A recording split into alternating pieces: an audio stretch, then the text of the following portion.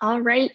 Good morning, everyone, and welcome to another episode of Entreflow's Secret Weapon Business Chats. Thank you for everybody that has joined us this morning for a great topic that we have coming down today for designing a future state org chart for growth, looking at clarity, accountability, and scalability of your business. We'll give everybody about one more minute here just to join in. We are live now on Facebook, so thank you everybody that's joining us on the Facebook end. That's great as well. We'll get this started. If we can just go to the next slide here. Just to, for today, just to introduce myself, my name is Bronwyn Kenyon. I'm the HR practice manager with Entreflow Consulting Group. I've been with the organization for 3 years now, working in HR and recruitment services for small and medium-sized businesses across North America. Today we have Mike joining us from Incrementa Consulting, and I'll let Mike kind of introduce himself and Incrementa here. Thank you so very much, Bronwyn. It's a pleasure to be here. So Incrementa was created to help small and medium-sized businesses on their journey to greatness. We cover a couple of different key elements here. One is helping companies develop the plan and the discipline around execution so they can actually make that plan happen. And the other side is providing interim leadership. So going and helping with operations, sales, and whatnot for the areas where they have problems they can't solve to solve it for them. My background, I'm a complete geek, I've got to admit. I've spent my entire life pretty much through management consulting, helping small and medium-sized businesses with everything from major business transformations through to, more recently in the last 2 or 3 years, 100% working on building up that plan to scale their businesses. Yeah, great. Thank you for that, Mike. Thanks for the introduction there. So for those of you who are joining the Secret Weapons chat for the first time, it's being brought on by an organization, we're Entreflow Consulting Group. A little bit about Entreflow is we're a boutique consulting firm for high growth companies in Canada. We have about 25 employees on our team, ranging from various different industries, backgrounds such as accounting, HR, marketing, systems implementations. We're here to be able to help with laying infrastructure for rapid and sustainable progress in people, processes, and systems. So that's just a little bit about Entreflow here. Okay, and we'll just do, I think we're great. Let's try that one more time. There we go. And perfect. I've already introduced Incrementa, so we'll just move on there. Yeah, sounds good. So for, as I said, Entreflow is hosting these Secret Weapon Business Chats monthly. If you guys are interested in any other topics that we have coming down the pipeline here in terms of, HR, finance, and accounting, and other topics, we have just posted the link in the chat for all to go sign up to other webinars that are coming. I'll just go to the next slide here. A little bit of a housekeeping. Please ask questions, ask away. Please use the Q&A or the chat function within your within Zoom here. This is meant to be a conversational webinar. We're happy to ask Mike any questions here, really grill him on the topic that we're bringing forward here today. So if you can please just make sure that in your chat box that you have selected for all panelists and attendees, just to ensure that everybody's seeing the questions coming in here. Like I said, we can also use the Q&A function within Zoom. And currently everybody has mics turned off. If you would like to come on mic, potentially if it's a little bit of a longer question with some more information, we can also have that option as well. But without further ado, why don't we, I'm going to pass this over to Mike now to continue on the webinar. Thank you. And with the questions part, I really enjoy it when we actually have a conversation around this stuff. I could spend the whole time up here just talking away, but it really creates value when we look at how you can implement it and make changes in your business today. So please, comments, questions, keep them coming. And don't worry about making me sweat. I can probably handle it. Heck, it's probably more fun that way.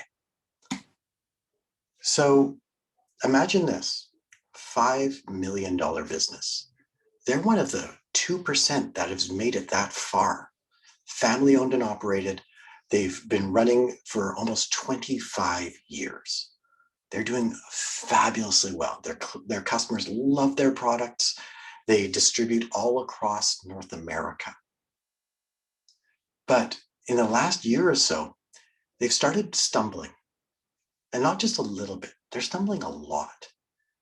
Their 6-person team doesn't seem to be able to handle all of the decision-making, everything that needs to happen.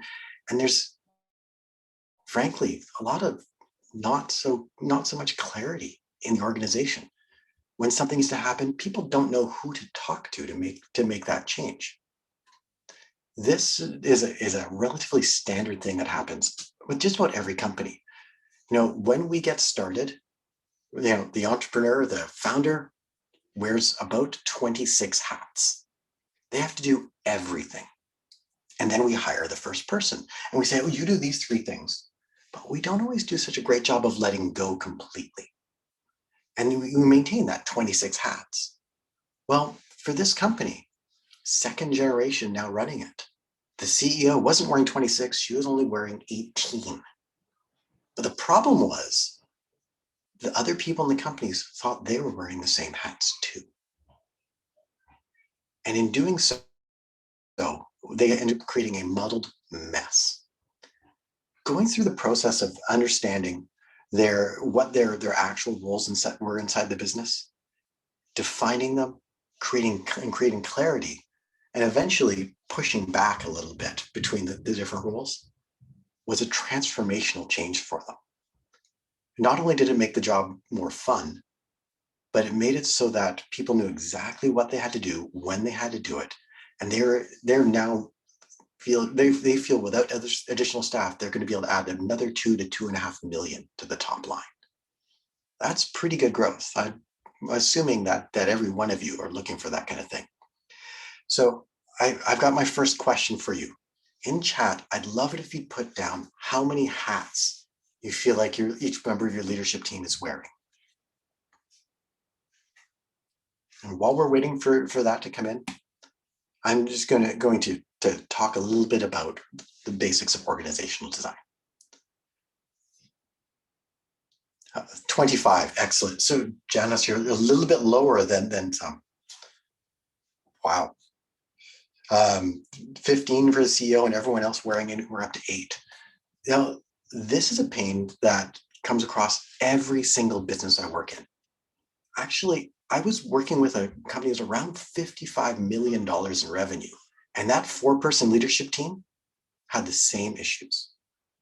When we sat down and took a look at it, there was poor accountability throughout the different members of the team because no one truly knew who was accountable for any individual thing.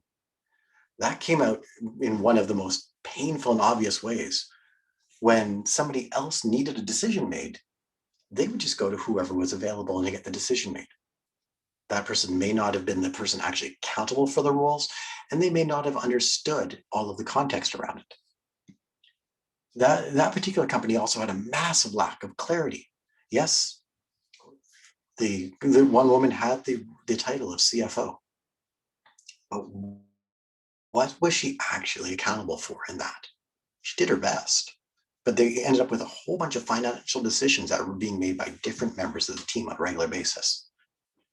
And most of all, people are stretched too thin.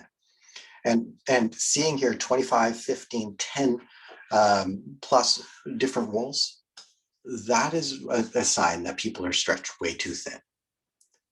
The answer to this is a really simple exercise that's incredibly powerful.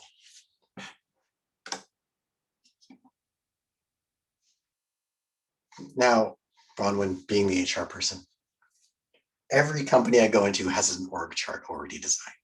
It says at the top, Bob, CEO, Janice, head of sales, and goes on and goes on and goes on. Oh, don't worry if you don't have an org chart. We are going to do so many fun things with org charts in a minute. You won't want a standard org chart. But Bronwyn, isn't that clarity what we want out of an org chart? Yeah, absolutely. I think, the org charts are great to see whose direct manager is, whose manager is who's within the organization, and provide a little bit of information from that standpoint. But really, that's at the end of the day, most org charts, that's all you're seeing is growth plans for the organization and who's reporting to who. Yeah, and that reporting relationship is really important, and it helps people navigate an organization. In the small and medium-sized business, 10, 20, 30 employees, you know generally whose manager is who. And it's often a much flatter structure. Even that $50+ million manufacturer, they had 200 and something staff, 100 and almost 190 of them were shop floor, and they had 10 people. Everyone knew what the org chart looked like. The problem wasn't an org chart problem. It was a functional design problem within the organization. What you want to do is take the people out of the equation. And the HR person, some may shudder at this because of my wording is a little bit mean, but you want to take people out of the equation and start looking at things from a functional standpoint. Forget even CFO versus controller, whatever. And take a look at what the main functions are in your organization. These are the big bucket hats that you wear. So if you've got 10, 15, 25 different hats, that's painful. But you want to understand what those key roles are. For most organizations, there's between 5 and 10. Now, I didn't warn you guys to have a sheet of paper ready or anything like that. And if you're an Excel nerd, this is really easy to do in Excel. But you'll want to start putting together a table, and we can even start while I'm talking. And the table is incredibly simple. Across the top, you have a function. And I don't care about what the title is, but in that function, you have the key areas of the business. The head of the company, the CEO, president, general manager, whatever. Your head of sales, marketing, finance, HR, operations, and that might be broken down into different levels or different areas depending on the type of business you have. IT, there maybe you have a customer success team, maybe you have a consulting group, but you want to have those big buckets. And I'm not talking about every role inside the business, I'm talking about the heads of those buckets. When you have those listed out, you want to then take a look and say, who is filling up that function right now? When I go back to that distribution firm, they have head of the business, head of product design, person running the warehouse, finance. They didn't have a head of sales. Huh? Somebody running marketing, somebody running customer service, and did I say finance? If not, then somebody running finance. They didn't know who fit into where, other than, well, the head of the company is also doing product, and she does sales, but they don't really have a sales role defined. The head of finance was also doing some customer service and some warehouse in the evenings. And you ended up seeing this huge mess. The person's names showed up 2, 3, 4 times. And sometimes 2 people showed up in an individual function. It's totally okay, as you're just doing the discovery, at least. One of the most fun exercises, by the way, is to sit down with your leadership team and actually have everybody do this independently and compare it. Because when you do that, you start realizing just how unclear it is and how a simple 1-hour exercise can solve that. The next column we're going to talk about shortly. It's about accountability. And this is not a job description. This is something quite different. And then finally, we'll talk about success metrics. So, little conversation here. And I've got a question for the group. Who here can tell me the difference between accountability and responsibility. And if no one jumps up, I'm gonna tag Bronwyn to see if she knows the answer.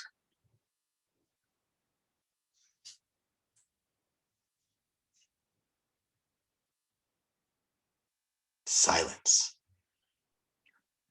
Okay, Bronwyn, All right. it's all you. All right. From my understanding, accountability is the person who is ultimately responsible or accountable at the end of the day to make the final call. So, do we sell this product, yes or no? And the person that's responsible is the one who is performing the task at hand. And that's what I know from RACI charts. Yes. And I, in our prep, we joked that maybe we don't talk about RACI charts, but RACI charts Yeah. are important to understand here. So that's completely correct. Accountable is the decision maker, the person who has to report back to the leadership team about something. Responsible is the person doing the work. And it's really important we actually recognize the difference here, because when you're doing functional design at your leadership team, we care about accountability. So RACI charts, some of the bigger organizations I work with have incredibly powerful RACI charts. And it's all about defining exactly who's involved in the decision-making process or part of a project or a process. The R is responsible. They're the people who do the work. A is accountable. They're the decision makers, the final endpoint. C is consulted. Anyone who is consulted on a decision or on a process. And I is informed. Anybody who actually has to be informed of what's happening inside that process. For one of my clients, they're about $7 million. They learned about RACI charts, got super excited, started doing them out, and then realized that as they were going through it, they had 4,000 different things they were trying to build a RACI for, and it became too complicated. And I really appreciate the enthusiasm they put into it. It was awesome, but we had to take a step back. And we actually came back to this functional accountability, because this can be done at the leadership team level and then down at the team level. One of the columns there, that accountable for, becomes incredibly important. As I said, this isn't a job description. This is actually what the end outcome the person is accountable for. HR. We don't want to talk about what the job description for the HR director or whatever that top HR person is. We don't want to talk about the things that they do day to day. What is the outcome that they create? So Brian, when you've gone back on mute, I'm going to harass you here. So if we're looking at HR and an HR leader, what are the outcomes that they are accountable for in the end? Yeah, absolutely. I would say that, the HR team, you're really looking for, low turnover. So, employee happiness and employee engagement being high, and support there, as well as hiring decisions and recruitment, and continuous of, keeping up on that top talent, and ensuring that everybody's happy within an organization. Yeah. Now, a couple of those were responsibilities. They're things that you do, but you had some important things that you're accountable for in there. Employee turnover, you staying really low. Developing talent and making sure you have top talent in the organization, staying really high. And employee engagement, being really high. Those are the three main outcomes I see for the HR leader on a regular basis. Mm-hmm. And when you think of it that way, how you do it may vary from company to company, but in the end, those are the outcomes that you're trying to generate. I'm going to jump forward. So this is what we're talking about. What does success in that role look like? If you can define it as 3, 4, 5 outcomes, and then how do you measure it? So the measurement side. Sorry, wasn't sure if I had a simple one like this with the measurement comment. When companies get started in this process, I often don't push them to put the metrics in. The first time around, let's just get the roles defined and get the outcomes defined and get people good at it. But the true way to develop success in those roles is to understand simple measurements and what good looks like and what great looks like. So in that HR example, there's 2 or 3 simple metrics that come out of it. I mean, if you're looking at employee turnover, you may have churn rate as a metric. And I assume you want that to be low. Mm-hmm. By the way, I worked with a company that when we started, they had somewhere in the area of 120% churn rate. And we thought amazing was when they got down to 60%. They're a call center though, so churn rate is a very different metric for them.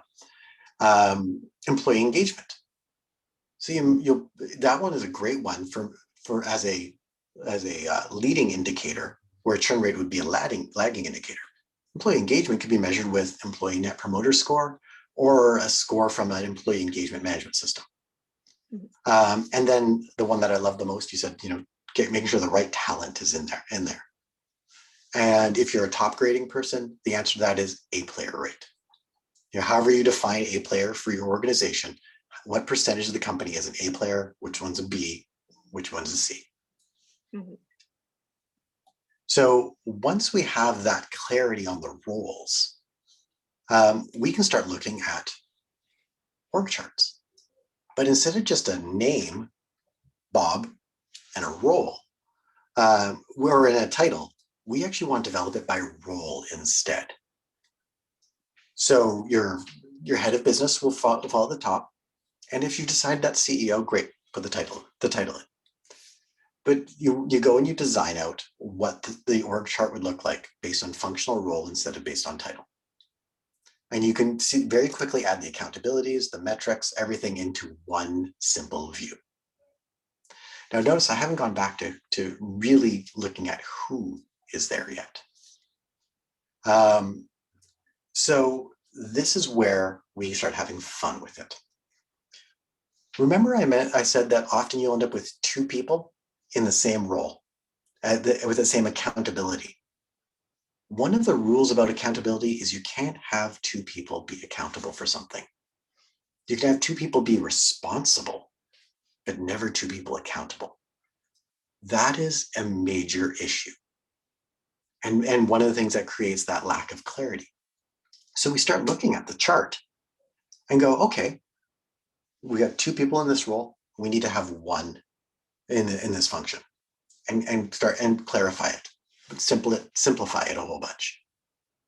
The next step is to take a look and once all the names are in, and say, okay, who is stretched too thin? If you're the person wearing 25 hats is stretched too thin. You cannot be accountable for 25 things unless you're still in that super small business size. But even then, you want to start planning for those hats to be removed from you and moved across the organization. I love taking the org chart and color coding it. If a function is good with today's demands, I make it green. If it's it goes yellow. If there's an issue and it's simply not working right, we make it red.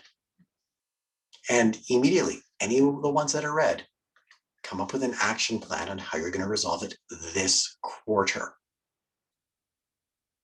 Because if it's red, you can't scale your business. Actually, your business is probably suffering because of that, and it needs to be resolved. Once you've gone and planned a current state, what we want to do is start thinking about a future state for that plan. So let's assume you're at $5 million in revenue today, and that's awesome. But you have a couple of red spots, but you're going to resolve it. You know that this quarter you're going to hire a head of sales who's going to take that on. But with that head of sales, you're in a year you want to go from 5 to 6 million in revenue. And then in 3 years, you want to be at almost 10 million in revenue. Absolutely amazing. So, but what we want to do is take a look at those points. So at 1 year, and go look at that org chart again, or the functional chart, and say, based on the metrics we're going to hit in a year, let's recolor code it. Which ones are going to be green, yellow, and red? And what you might discover then, and you'll likely discover is, well, I didn't have a head of marketing. That was a hat that I was wearing as CEO. we're going to need a separate head of marketing. And no offense to Joe in accounting, but we know that Joe, that at 10 million, we're going to have outgrown Joe. And that's going to become a yellow. And then we know that next year, we're going to want to hire somebody with a higher strategic thinking, or just hire Entreflow to go and take over that element. Was that a good plug, Bronwyn? Did I do okay with that one? Okay, cool. And you start looking at those different pieces and use that to create a quarter by quarter hiring plan. So it may be in this quarter, you're going to hire the head of sales. And then we know that in Q3, you're going to want to hire a second salesperson, because that person will be green, then yellow, then red very quickly. And then next year, you're going to hire that head of marketing and look at replacing the controller and or putting a CFO above them. And then you find those hats start to spread. The challenge for most of us is that when we don't take the disciplined approach to think it through, we always end up wearing 25 hats. And honestly, this is reality across so many organizations. As I said, that big manufacturing firm had the same problem. They hired great people. They had the right talent, but they never created the clarity and the accountability in their organization. So they were falling down massively. They were not achieving their potential. They were way short of the 3-year plan. But simply by starting and designing out who wears the hats, who answers the questions, and living with some growing pains around that, and we actually had to have the president stop answering questions and give him the standard answer of, "I'm sorry, I can't answer that. You must talk to so-and-so," which he hated. But after a month or two, people stopped asking him those, and he could focus on what he was great at. He stopped being the answer dispenser for everybody and focused on his area of genius. And in that one, he was so good at creating long-term, deep, big deal relationships. This was one of the pieces of the puzzle they went through. And with that and the other pieces, they actually went from about, I said 55 when we started, to $75 million in under 3 years. It was a massive change. That $5 million distributor, who they're going through the process a little slower, but the size of relief from the team is incredible. And it's hilarious because they actually came up with the comment, "Not my sandbox." So if somebody goes and asks the head of accounting the wrong or a question that she shouldn't answer, and it's not in her accountability list, it's on her desk. She looks and goes, "Not my sandbox. Please go talk to Bob." Sorry, everybody is Bob with me. "Please go talk to Bob. He'll take care of it." And they actually went from everybody feeling like they're massively overwhelmed and working 120, 150% time to having enough time available that they could spend actually building the business and preparing themselves for the growth journey that they're going on. So this is hopefully where we start getting into a little bit of conversation. What questions are you guys on? Do you guys have, or even better, where are you in this journey of actually getting things clear and hopefully not wearing 25, 26, or 10 plus hats? So, Mike, while we're waiting for some questions to flow through here, and then our attendees here to answer that question about where are you at in this process, I have a question here.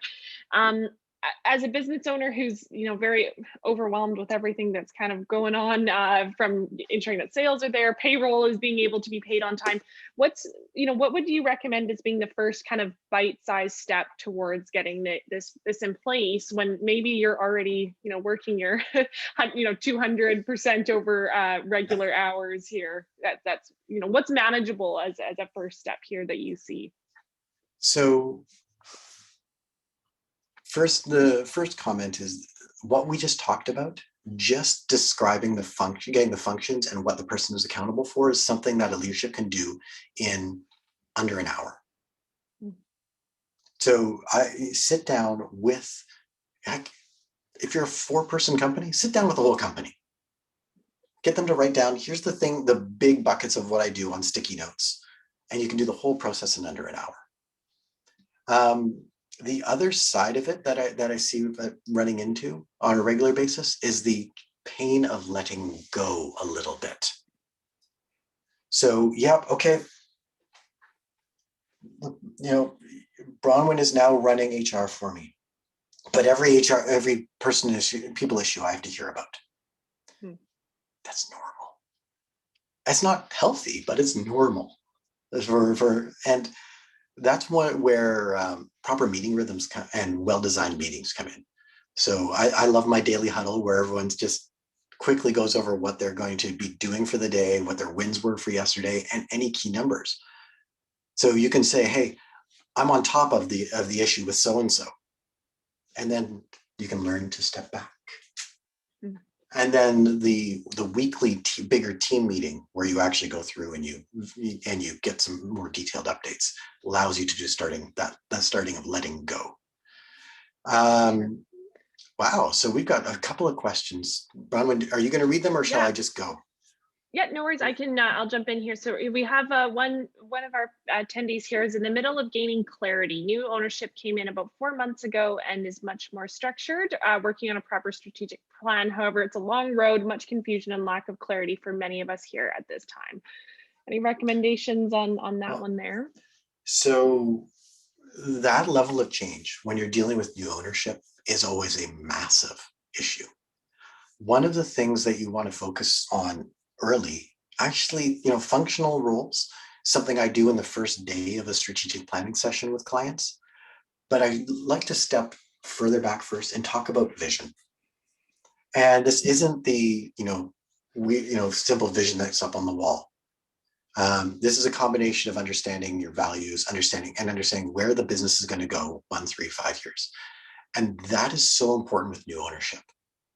So they may not understand how things happen inside the business. And there's obviously going to be, a whole bunch of wrenches thrown into the gears as you go. But starting to define and clarify where they want to see the business go allows you to build out a plan that makes a lot of sense. I am extremely structured with my strategic planning process. But I still believe in developing it as an agile plan because everything changes regularly. But once you get the right foundation in place, clear roles and responsibilities, clear functions, clear vision, the strategies to make that happen are what evolve for time. And so hopefully that helps, Mike. I'm more than happy to talk either further after I go through the rest of the questions or connect offline and I'll give you some more ideas. For sure. Yeah. And we got another question here. How can you start planning for very, very early stage startup roles and responsibilities when due to unknown scale up rate and possible organization needs? So when you're at that point where maybe there's just, your four team members here and you're not really sure what you're going to need in 3 years from now. Yeah. And honestly, remember my comment just now about being agile? Yeah. One of my clients is an early stage startup. They haven't gotten their first round of funding. The leadership team is currently 6 members. And part of the planning process was, okay, let's assume we're going to achieve this goal and plan for it. But at the same time, we had to recognize, they actually ran into exactly what you're talking about. They thought it was going to take 6 months to get their first client. They got it in 2. And so they had to spin out a development team and everything else almost instantly. But because they're relatively clear on vision and on direction of they want to go, they were able to redesign their plan quite quickly. They don't do a 3-year plan. They have a very clear purpose. They have a direction that they know they're going, and then they refine. And they refine every 3 months. But then when they got their client really fast, we had an emergency mini planning session where we filled in the gaps of what we're going to need to make that client happen immediately. Okay, so for those early stage organizations, looking at maybe like a quarterly check-in on these function orgs would be better. Or so what I like to do is look at review at key processes and key functions at least every 6 months. On a bigger company that's more stable, it's annually. But if something major changes, the goalpost is now moved. So we could review this chart in 15 minutes, in 10 minutes. We can do a very quick, specific SWOT analysis around that change in context immediately and come up with your action plans. It's, that's the beauty of being disciplined with this kind of approach, is that you can make those changes really, really quickly and make smart decisions based on it. For sure. Okay, awesome. Janos, let us know if there was any other questions to that. But in the meantime here, we have Mike. Do you believe in deep or narrow structures, or wide and shallow, or is it company dependent? I have my own personal set of beliefs on this. I will completely say that it's company dependent. What you generally find is larger organizations go deeper and deeper and deeper. More agile style organizations go broader and more shallow, or shallow is not the right word. I'll use narrow because that was what was in there. I very firmly believe that everybody needs to feel like they're accountable for something and that they're engaged in part of the overall mission of the business. And the organizational structure to make that happen will vary based on the culture that you want to create in the organization. Awesome. I guess in terms of having these meetings, you've talked about setting the functions and with your leadership team first and foremost. Now, after that's kind of set, have you seen it in organizations before where they're then going with their team and setting up their function chart and going through and setting accountable, responsible? Absolutely, it's exactly what you should do. If you look at the strategic planning process as a whole, you come up with the core strategies, exactly what you want to do. It doesn't end at the leadership team. Those leadership team members now go to their team members and say, okay, let's make sure we're super clear on the roles and the roles inside the businesses, the functions, exactly what you're accountable for, how we're going to measure it. Let's come up with our plan across the board. Let's come up with our metrics and the things that we're going to report back up to leadership. You involve every level in the business in that process, and you create an amazing high performance culture that comes from it. All right. Any other questions that we have coming in here? One of the other ones that I wanted to ask in terms of the functions here, when you're putting together the functions of your organization, you're looking very current state is where you would recommend starting from. So currently we have a need for HR, finance, and it may be that 3 or 4 people are kind of responsible for 2 or 3 of those functions. But then I guess what happens when you start to build that out, how forward looking should you be going, and should you be thinking 6 months down the line, or a year down the line? And I guess sometimes it's hard to envision what the team's going to look like without really knowing if the growth of the organization is going to match that. So what kind of tools can we use to overcome those hurdles when you're not sure on the growth plan? So the functions don't necessarily change. If you're going to be 5 million and 10 million, that you need someone in charge of sales. You need someone in charge of marketing. You need someone in charge of IT. Right now it's outsourced. Totally okay to write outsourced to IT company X. You're going to need finance outsourced to Entreflow. You're going to need all of these pieces of the puzzle. And, so every year when we sit down, we come up with the company's annual goals. We want those goals to be attainable, but to be challenging to get there. So 5 million in revenue. We're going to hit 6.5 this year. Everyone whistles, leans back, goes, whoa, how are we going to make that happen? And the person who's in the head of sales, we come up with a sales plan. Well, so now you know from in the sales team how you're going to start breaking that up. Again, these are designed to be agile. It's designed to create enough clarity that you guys can intelligently adapt and shift. And sometimes you'll be able to do a year-long hiring plan. Sometimes you won't only be able to do a quarter. And sometimes an amazing opportunity will show up. And that customer, that one that you've been just praying for, the whale who's going to give you an 80% profitability, but they're going to need 14 new people to happen, they just show up. But because you've gone through the discipline of planning and understanding exactly what the needs are, you guys can move like that. The one aside is when you've looked at this and you've made some guesses on a year or 2 years and 3 years, you can actually start designing bench strength. And this is a proactive style of recruiting where you're not actually recruiting them yet. You're just reaching out and finding other A players, getting to know them, letting them get to know you so that when you need it, you have 4 people you can call who already know you, know your organization, and are potentially interested in taking that role. We do this all the time in the software industry. Whereas at first we have 3 developers, and when we have those developers, we know that they're a great fit for the organization. What we immediately tell them is, hey, in the next 6 months, we're going to need another 10 developers.